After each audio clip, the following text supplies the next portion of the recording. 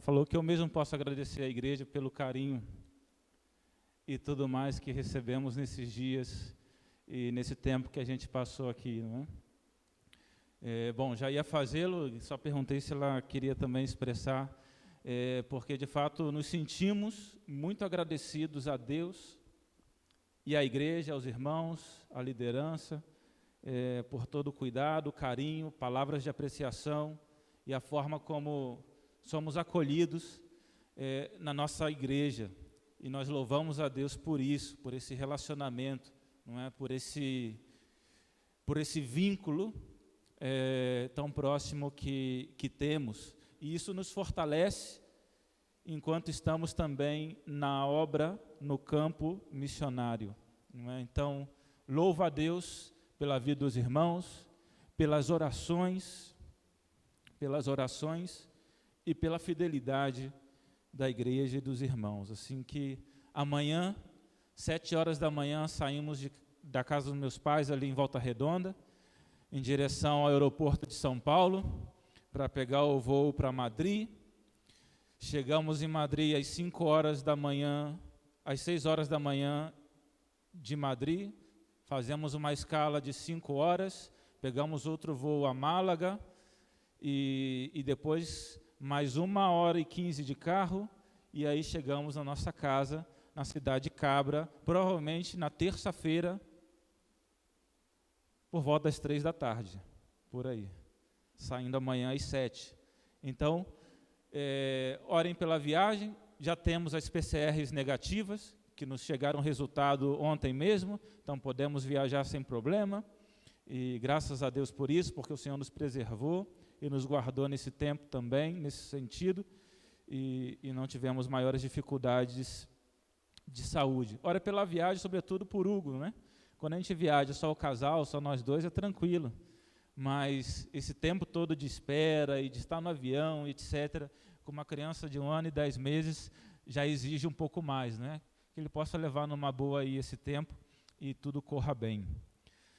Uma alegria muito grande também estar hoje à noite aqui para poder participar desse momento que é a consagração do pastor Carlos e da sua esposa Tássila ao ministério pastoral auxiliar aqui na Segunda Igreja. Um irmão muito querido, uma família muito querida para nós, que no nosso tempo de ministério aqui nos abençoou muito. Eu costumo dizer que desde o momento que começamos a fazer as reuniões de célula na casa do pastor Carlos e da Tássila, que naquela época ainda estava fazendo o seminário, aquilo foi um ponto de inflexão muito grande no nosso ministério, e eu louvo a Deus pela vida desse casal, porque no momento que eu desafiei eles a abrir a casa deles para a célula, para receber a juventude, eles falaram, na hora, pastor, vamos abrir, estamos juntos. Eu disse, 11h da noite. Não tem problema, a gente vai abrir e vamos fazer isso.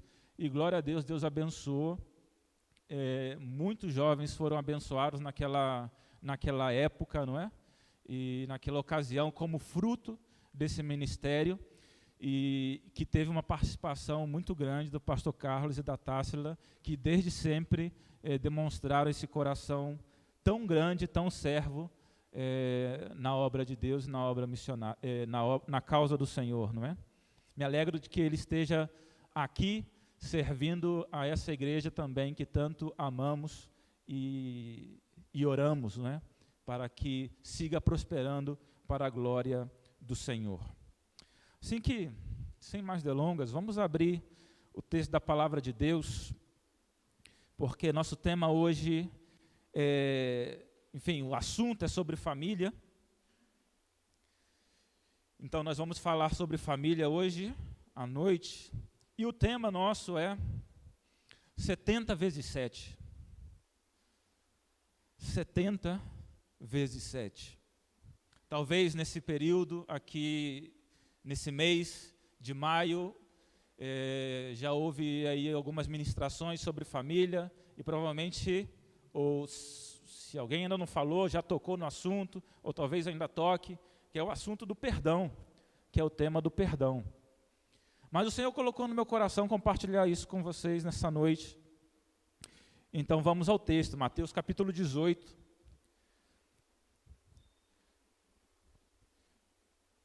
Mateus capítulo 18, versículo 21.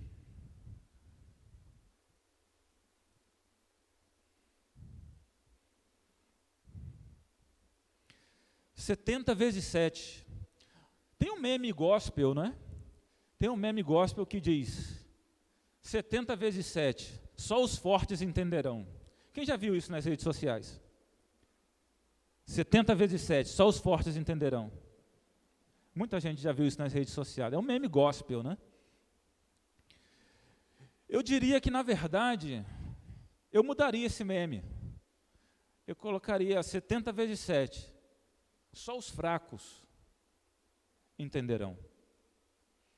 Porque, na verdade, para entender o que significa 70 vezes 7, a resposta que Jesus deu a Pedro sobre o perdão, quantas vezes temos que perdoar aqueles que estão à nossa volta, o nosso irmão? Jesus disse 70 vezes 7. Pedro pergunta, 7 vezes? Jesus disse, não, 70 vezes 7 temos que perdoar. Porque só os fracos entenderão. Porque só os fracos conseguiram já entender o que é ser perdoado 70 vezes 7. Porque quem se crê forte, se acha forte, pensa que é forte, não acha que tem que ser perdoado 70 vezes 7. Por isso os fortes não entenderão muito isso. É até um bom meme, é bonito, só os fortes entenderão. Eu sei que vem de uma outra ideia isso. Mas, desde a minha perspectiva, e minha curta experiência, ou pequena experiência, eu acho que só os fracos entenderão. Porque quando eu compreendo que Jesus me perdoou 70 vezes 7, ou seja, infinitamente mais do que eu posso pensar ou calcular, só assim eu vou compreender o que significa perdoar, ou ter que perdoar 70 vezes 7. Enquanto eu penso ser forte, eu acho que não preciso de perdão. Então eu não consigo compreender o que significa perdoar 70 vezes 7. É o que Paulo diz, quando sou fraco, então sou forte. Então sou forte. Mas vamos ao texto e deixemos o meme de lado. Mateus 18, versículo 21, diz assim: Então Pedro, aproximando-se, lhe perguntou, Senhor, até quantas vezes pecará meu irmão contra mim e eu lhe perdoarei? Até 7. Jesus lhe respondeu, não te digo que até 7 vezes, mas até 70 vezes 7. Nós continuaremos a ler, mas vamos dar uma paradinha aqui, para a gente comentar um pouco sobre isso. O que tem a ver com a família? Na verdade, a realidade da família é que você e eu teremos que lidar constantemente com os pecados do nosso cônjuge, com os pecados dos nossos filhos ou dos seus filhos, com os pecados dos seus pais, dos seus irmãos e etc. Então, nós temos que lidar com as falhas dos outros, daqueles que estão próximos a nós, e na família nós temos contatos mais próximos, assim que teremos que lidar com as falhas e com os pecados dos nossos familiares ao longo de toda a nossa vida aqui na terra. E quando Pedro então pergunta até quantas vezes eu tenho que perdoar, ele diz até 7. Por que até 7? O que significa esses números? O número 7 para o judeu era um número que tinha a ver com estar completo, com perfeição. Se a gente lê, por exemplo, em Jó, capítulo 33, versículo 29, também em Amós, capítulo 1, versículo 3, capítulo 2, versículo 6, a gente vai ver que o número 7 tem uma ideia de completude, de perfeito. Então, quando Pedro pergunta, até 7 vezes eu tenho que perdoar meu irmão, ele está perguntando, quando eu perdoo até 7 vezes, eu estou sendo perfeito perante a lei? Essa é a pergunta de Pedro. Eu estou fazendo a minha parte? É o que Pedro pergunta. A minha parte em relação à falha do outro é perdoar somente até 7 vezes. E aí, quando deu 7 vezes, eu não preciso perdoar mais. Já está completo, já está satisfeito, já está perfeito. Porque o número 7 tem esse sentido no judaísmo. Pedro, talvez inclusive, poderia estar se achando orgulhoso de, inclusive, mencionar o número 7 como o número ideal para o perdão.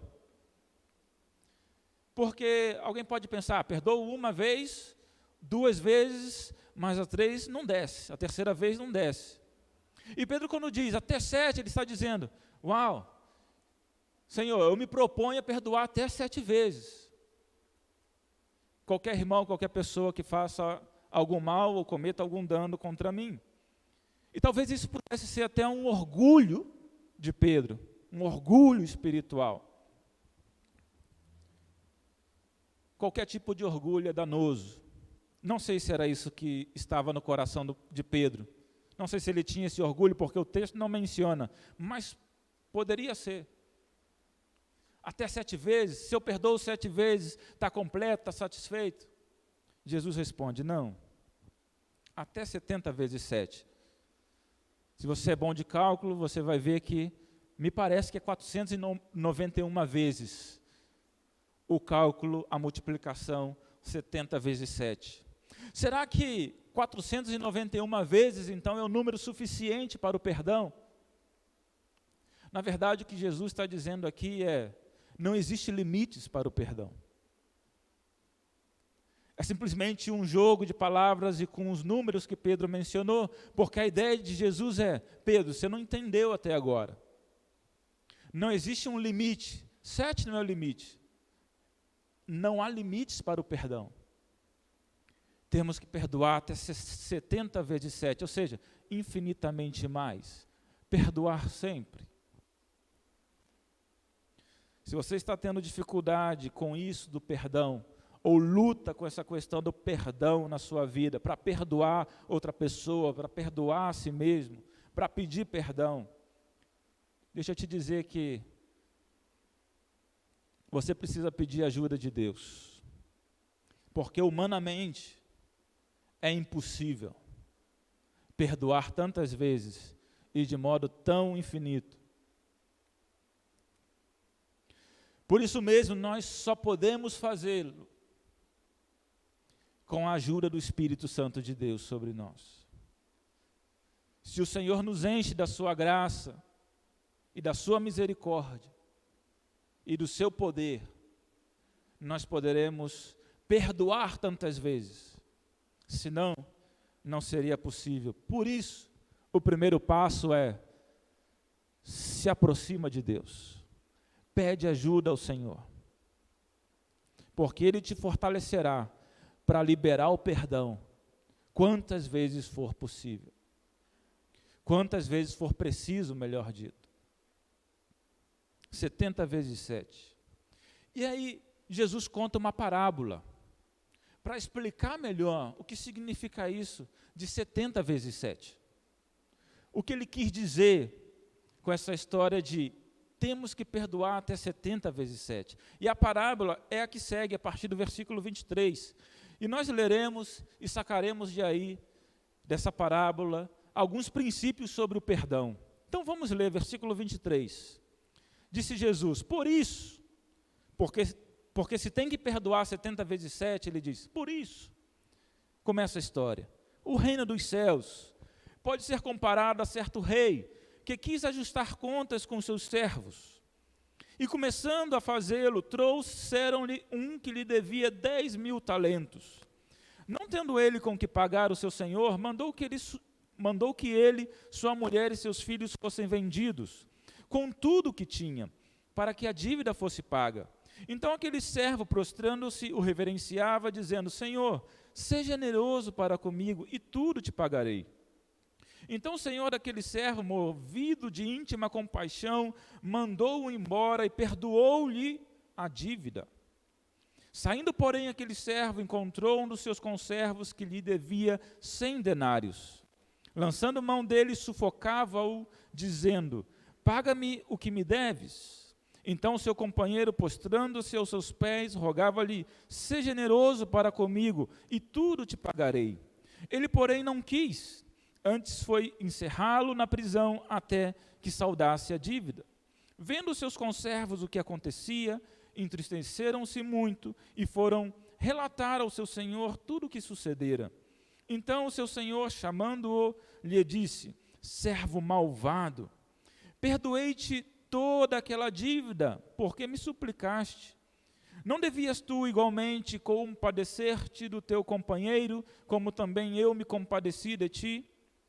Assim, encolerizado, seu senhor o entregou aos verdugos, até que lhe pagasse tudo o que devia. Assim vos fará também meu Pai Celeste, se de coração não perdoardes cada um a seu irmão as suas ofensas.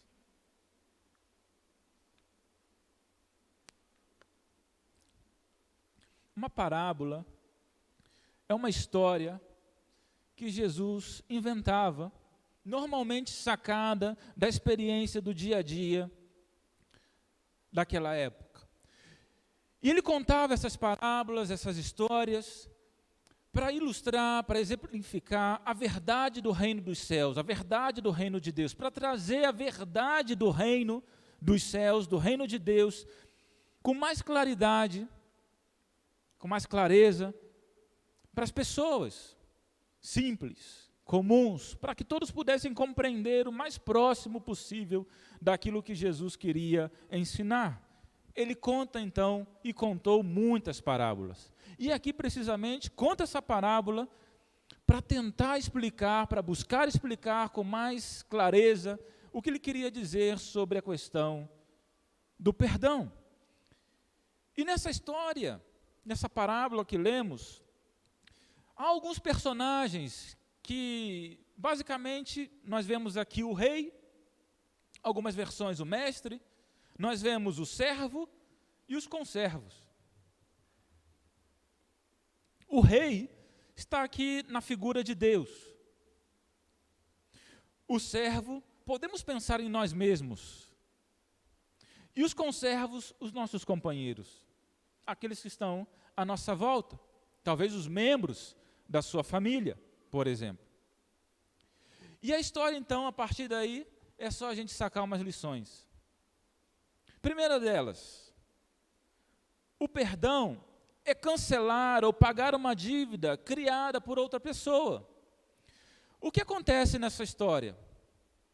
Um servo chega ao rei e diz, porque devia 100 denários, diz o texto, que esse servo devia 10.000 talentos, que é uma quantidade astronômica para aquela época. Aquela pessoa não tinha condições de pagar aquela dívida. E ele chega até o rei, até o Senhor, pedindo o perdão daquela dívida. E o que o rei faz?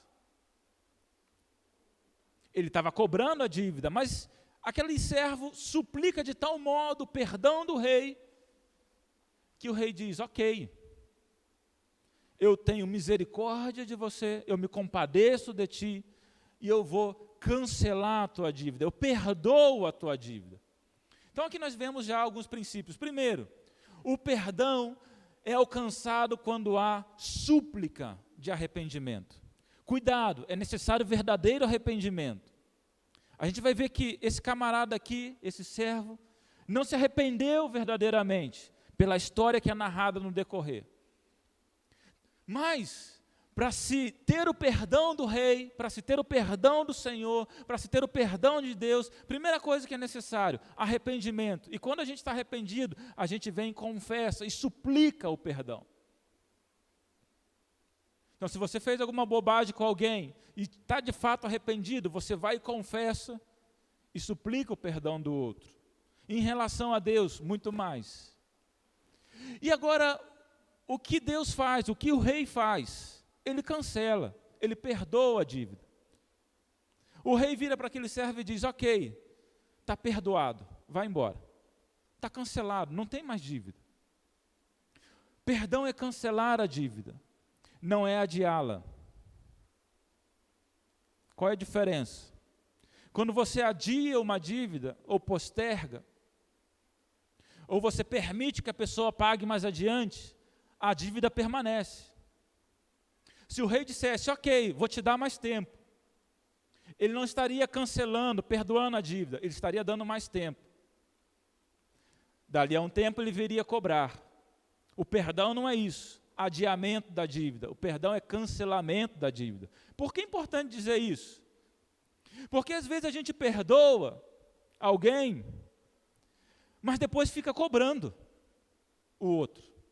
Não sei se você já viveu essa experiência ou sofreu essa experiência. Exemplo. Alguém perdoa você e diz, eu te perdoo. Dali a 2 dias, ocorre uma situação, a pessoa diz, olha, lembra o que você fez?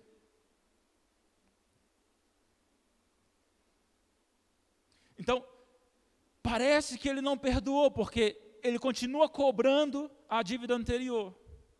Ou aquela pessoa que diz, eu te perdoo, mas aí passa o tempo, por exemplo, um casal, né? O casal vira para o outro, eu te perdoo nisso. Aí passa um tempo, vão conversar de novo, daí volta o mesmo assunto. Não sei se você já viveu essa experiência aí. Aí o outro poderia virar muito bem e perguntar, ué, mas isso não estava perdoado já? Isso não tinha já passado? Então, o perdão não é o adiamento, do tipo que a gente vai ficar sempre voltando naquilo. Não. Se perdoou, está perdoado, está cancelado. Ou perdoa ou não perdoa. O perdão de Deus, e portanto o perdão verdadeiro, não é o adiamento da dívida. É o cancelamento da dívida. A dívida acaba. Quando você perdoa o outro, aquela dívida está terminada. Se está terminada, não deve ser mais cobrada. Assim que, se você perdoar alguém, não cobre mais. Sobre aquele ponto. Segundo, o perdão não significa que a dívida será esquecida, mas que apenas não será cobrada. Porque a gente não tem amnésia. Isso é às vezes um erro que a gente comete, achar que perdão é esquecimento. Quando eu perdoo o pastor Reuel, por exemplo, de alguma coisa que ele me tenha feito, eu não vou esquecer o que ele me fez. Porque a gente não tem amnésia. E não pense que Deus também tem amnésia. Não. Deus tampouco tem amnésia. Quando no Antigo Testamento a gente lê que Deus se esquecerá das nossas dívidas, daquilo que Ele nos perdoou, é um uso de palavras para dizer que aquilo não será mais cobrado, aquilo já está morto. Mas Deus não tem amnésia no sentido de que fugiu do seu conhecimento aquilo que aconteceu. Você me entende? Então, o perdão não significa que a dívida será esquecida, ela não será mais cobrada. Perceba que no texto, na história, o camarada que foi perdoado saiu, e um outro conservo tinha uma dívida com ele, e aí foi pedir perdão para ele, e ele não perdoou. E aí o rei, sabendo daquilo que aconteceu, voltou naquela pessoa que ele tinha perdoado, e disse para ele, rapaz, o que você está fazendo? O que você fez? Eu não te perdoei. Você tinha que ter perdoado o outro também, rapaz. Ou seja, a gente vai voltar aqui nesse tema, mas estou mencionando aqui só para dizer, o rei não esqueceu daquilo que ele fez. O rei não esqueceu do perdão que ele liberou. E o rei é a figura de Deus aqui. Então, o rei, Deus, não esqueceu aquilo que ele fez, o perdão que ele liberou. Porque o perdão não é esquecimento. É cancelamento da dívida. Significa que a dívida não vai ser mais cobrada. É como uma cicatriz. Talvez esse exemplo melhore aqui. É como uma cicatriz. Quando ocorre um ferimento na nossa pele, no nosso corpo, e aquilo machuca, dói. Mas aí quando começa a ser tratado, quando você vai no médico, quando você começa a passar o remédio adequado, aquilo vai sendo curado, até ser curado plenamente e virar apenas uma cicatriz. E depois de um tempo, é apenas, de fato, uma cicatriz, que você pode colocar o dedo, colocar a mão e apertar, e já não dói mais. Mas se você apertasse enquanto estava o ferimento, ia doer muito. Mas agora que é só uma cicatriz, já não dói. Mas a cicatriz está ali. Você sabe toda a história, você sabe tudo o que aconteceu. Só não dói mais. Eu fui mordido por um cachorro. Bem aqui, quando eu era adolescente. Nesse daqui. Quando eu era adolescente, porque a cicatriz está aqui. Doeu, sangrou. Lembro do cachorro. Depois fizemos aí um exame para ver se ele tinha raiva. Pronto, não tinha raiva. Só doeu no momento, aí foi tratado, curado. Pronto, mas está a cicatriz aqui. E eu lembro da história, lembro do cachorro, voou no meu pulso. Agora eu fico meio assim quando passo perto do cachorro, porque também a gente aprende com as coisas, né? Fica a lição. Mas já não dói mais, posso apertar sem problema nenhum. Então, o perdão não significa que você esquece. Significa que você não cobra mais. A cicatriz fica, mas já não te causa dano, já não dói em você. Então, fica aqui a dica também, ou fica aqui a lição, não é? Melhor dito. Se ainda está doendo, é porque ainda precisa ser tratado. Se está doendo, ainda precisa ser tratado, deixa-se tratar. Porque um perdão falso não vale. Escute bem, um perdão falso não vale, porque era o que esse servo aqui fez. Ele buscou o perdão, mas como ele estava falsamente arrependido, o perdão para ele ficou nulo, porque o rei liberou verdadeiramente o perdão. Mas pelo fato do servo não estar verdadeiramente arrependido, o perdão não se consumou na sua vida. Então, para você receber o verdadeiro perdão, para a coisa parar de doer, você tem que se arrepender de verdade, se foi você quem fez o dano. Por que a gente sabe que ele não estava verdadeiramente arrependido? Porque quando ele se encontrou com o seu companheiro, com o seu conservo, ele cobrou a dívida que aquele conservo tinha com ele. Mas como isso nos mostra que ele não estava verdadeiramente arrependido? Nos mostra porque se ele estivesse verdadeiramente arrependido, ele de fato teria recebido e desfrutado do verdadeiro perdão. E quem desfruta do verdadeiro perdão, compartilha o perdão com os demais. Deixa eu te dizer, se você recebeu a graça e a misericórdia de Deus na sua vida, não vai ser difícil para você expressar essa mesma graça e essa mesma misericórdia de Deus sobre a vida dos demais.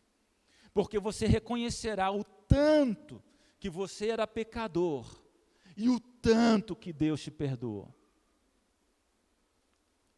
De maneira que, pelo fato de você reconhecer que você era muito pecador e recebeu tanto perdão, misericórdia e graça da parte de Deus, você vai expressar essa mesma misericórdia, essa mesma graça aos demais, inclusive aos da tua própria família. Ok. Outro ponto. O perdão é uma expressão da graça e misericórdia de Deus. A pessoa, o camarada aqui na história, ele suplicou ao rei, suplicou a Deus que se compadecesse dele. O que o rei fez? Simplesmente disse: eu me compadecerei de ti e perdoarei você. Então o perdão é uma expressão da graça e misericórdia. Ele se oferece livremente e incondicionalmente. Perceba que o rei não requeriu nada, não requereu nada dele. Não pediu que ele fizesse mais nada. Simplesmente aquele camarada chegou ao rei dizendo: eu estou arrependido, compadeça-te de mim, me perdoa. E o rei fez isso. Ou seja, a condição para o perdão é o arrependimento. Agora, cuidado, arrependimento verdadeiro é mudança. Alguém que está verdadeiramente arrependido muda o comportamento, já não faz mais o mesmo. Isso é outro detalhe que nos faz ver que aquele camarada da história, esse daqui, não estava verdadeiramente arrependido, porque ele não mudou o seu comportamento. E aí, se a pessoa não muda o comportamento, o perdão se torna nulo. É o que diz o texto. O perdão que devemos repetir aos outros, que devemos compartilhar aos outros, esse mesmo perdão que recebemos, temos que compartilhar com os demais. Ou seja, sermos perdoados para perdoar os outros. Senão, o que recairá sobre nós é toda a ira e a justiça divina, sem misericórdia alguma. Perceba a força do texto, a força da história. Quando Jesus, no versículo 32, diz: então seu Senhor, chamando-o, lhe disse: servo malvado, eu te perdoei toda aquela dívida, porque você me suplicou, porque você me pediu, você se mostrou arrependido. Versículo 33, não devias tu igualmente compadecer-te do teu companheiro, como também eu me compadeci de ti? O perdão que a gente recebe de Deus, a gente tem que usá-lo para perdoar os demais. Senão esse perdão se torna nulo na nossa vida. No sentido de que, olha só o que diz o versículo 34, encolerizado o seu senhor o entregou aos verdugos, até que lhe pagasse tudo o que devia. Não é que o rei não tinha liberado o perdão, o camarada não recebeu. Essa é uma história muito forte, às vezes difícil de compreender. Se eu estiver falando alguma bobagem aqui, depois os pastores aí me corrijam. Mas o fato é que aquele perdão do início se tornou nulo, porque o camarada não recebeu de fato. Não recebeu de fato. Isso quer dizer que, quando a gente também tem dificuldade de perdoar os demais, talvez seja porque a gente tem um problema com o perdão de Deus. Talvez a gente tenha um problema com a nossa falta de arrependimento. O perdão é oferecido de forma gratuita e incondicional, mas quando se trata do perdão de Deus, quem o recebe deve continuar a perdoar os outros, e se não, o perdão que você recebeu será nulo. Isso concluímos dessa história. A gente conhece muito a oração do Pai Nosso, mas que tal colocar ela em prática? Porque na oração do Pai Nosso, nós lemos sobre isso, nós falamos sobre isso. Pai nosso que estás nos céus, santificado seja o teu nome, venha a nós o teu reino. Como que é? Pai nosso que estás nos céus, santificado seja o teu nome.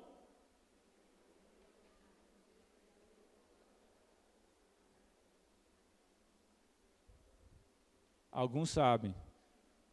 Perdoai as nossas dívidas, assim como nós temos perdoado aos nossos devedores. É o que diz essa parte do perdão na oração do Pai Nosso. Perdoai as nossas dívidas, assim como nós temos perdoado aos nossos devedores. Ou seja, é a mesma ideia dessa parábola aqui. O perdão é perdoai as nossas dívidas segundo nós temos perdoado os nossos devedores. Ou seja, se nós não perdoamos os nossos devedores, o perdão que nós necessitamos do céu se torna nulo. Cuidado, irmãos, queridos, amigos. Porque Deus oferece o seu perdão para nós. Mas se nós não estamos verdadeiramente arrependidos, não o recebemos. Não adianta vir na igreja somente, não adianta ser uma pessoa simplesmente religiosa, Não adianta assistir os cultos pela internet. Não adianta só dar os dízimos. Tudo isso é muito bom e deve ser feito. Mas não é esse tipo de religiosidade em si que salva e que dá de fato perdão dos nossos pecados, senão que o genuíno arrependimento. E quem está de fato arrependido é de fato perdoado e não terá dificuldades em perdoar os outros. Porque recebeu já o perdão de Deus. Por isso que tem gente que diz, inclusive crentes, eu tenho muita dificuldade de perdoar, pastor.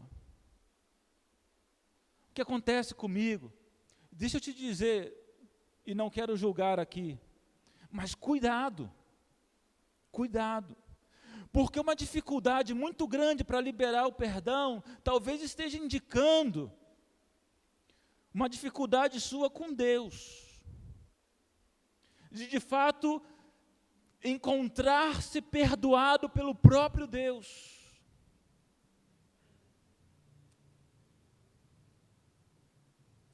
Porque, segundo o texto, quem é perdoado totalmente por Deus, terá facilidade, ou a sua tendência, ou o processo natural será perdoar os demais.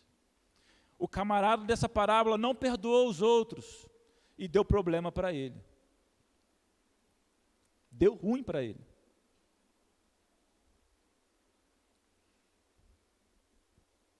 Assim que quero ler aqui um comentário do Dr. Clayton Kunz, que inclusive foi diretor do seminário, é diretor no seminário onde a Vera se formou, Faculdade Batista Pioneira, no Rio Grande do Sul. E ele tem um livro sobre parábolas, e um pequeno comentário dele sobre essa parábola, eu quero ler aqui, diz assim: a parábola é clara, ele diz, ninguém pode pagar sua dívida diante de Deus. A misericórdia de Deus e o perdão compassivo são a única alternativa possível ao homem. Enquanto isso, a mesma atitude é exigida daquele que foi perdoado em relação ao seu próximo, porque a sociedade dos perdoados perde o sentido se os perdoados não perdoarem. Olha que forte isso. A sociedade dos perdoados perde o sentido se os perdoados não perdoarem.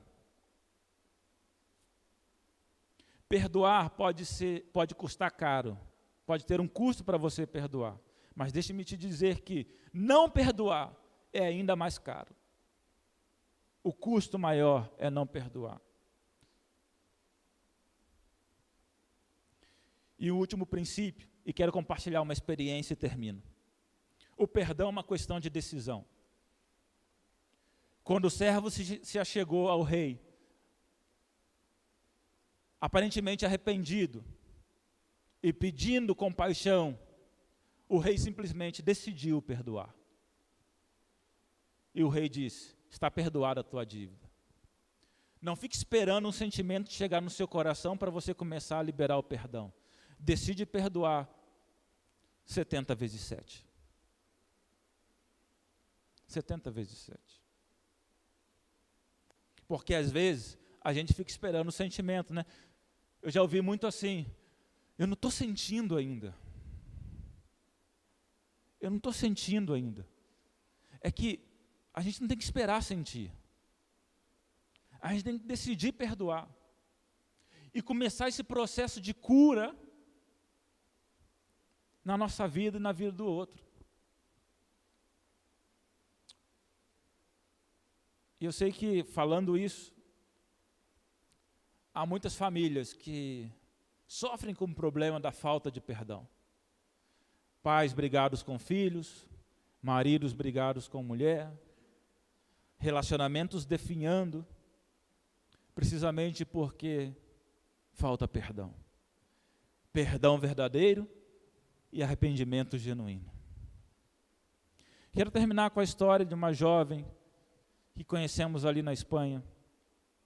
Essa jovem, quando começou a pandemia, começou a assistir às nossas lives, e começou a assistir os cultos online que a gente transmitia. Depois de uns 2 meses, bom, a gente não sabia que ela estava assistindo, né? Mas assim, um dia apareceu uma mensagem lá no Instagram da igreja, da congregação, e eu li a mensagem, era uma jovem, e ela dizia: eu estava relutando tanto para fazer esse contato, eu estou assistindo as mensagens e os cultos já faz 2 meses, aqui confinado em casa, e eu tenho muito preconceito, eu tinha muito preconceito com a igreja evangélica, e por isso eu estava resistindo a fazer esse contato, mas não aguentei. Eu tive que fazer esse contato e por isso estou aqui falando com vocês. Eu quero conhecer mais sobre o Evangelho, quero conhecer mais sobre isso que vocês estão falando, porque ouvindo as mensagens me faz tão bem. Beleza, show de bola. Continuamos o contato, Vera começou um estudo bíblico com ela sobre fundamentos e começou o relacionamento com ela.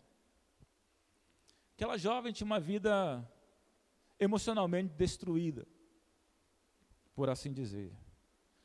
Carregava uma culpa de más decisões por 10 anos. Ela cometeu um aborto, ficou grávida na sua juventude.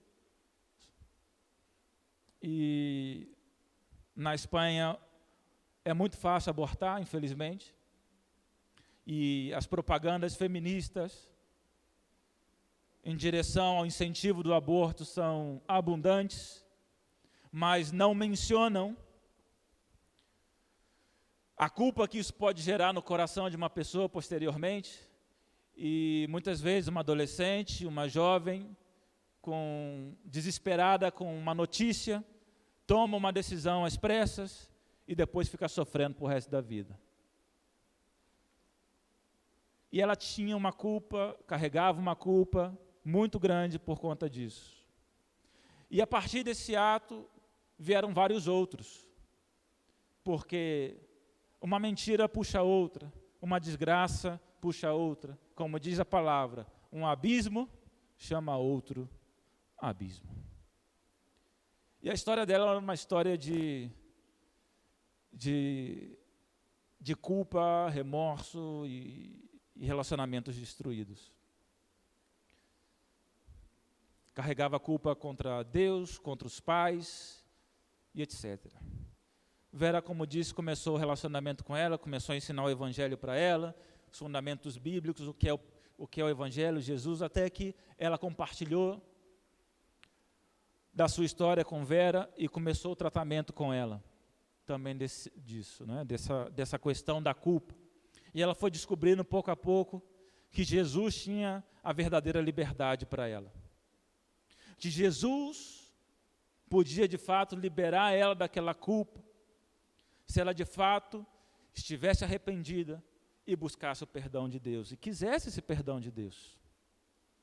Meus irmãos, amigos, vocês que nos acompanham pela internet, todos aqui presentes, para a glória de Deus. Essa jovem ainda está num processo, não está batizada, continuamos no processo com ela, mas para a glória de Deus, essa jovem já se sente livre dessa culpa, porque pôde chegar junto a seus pais, sentar com eles e pedir perdão a eles. Por isso que ela fez e outras coisas que ela fez em decorrência que afetaram os seus pais. Ela pôde pedir perdão a Deus e sentir-se perdoada por Deus. Ela pôde pedir perdão a ela mesma,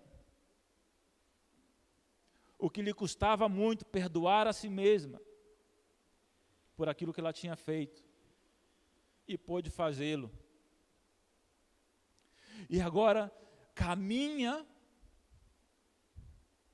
em novidade de vida, livre de um fardo de mais de 10 anos, porque encontrou o Evangelho, encontrou a Jesus, e se demonstrou verdadeiramente arrependida para receber o perdão de Deus. Ela já enviou várias mensagens a Vera, e eu quero ler apenas algo para que os irmãos tenham uma ideia de como ela está hoje.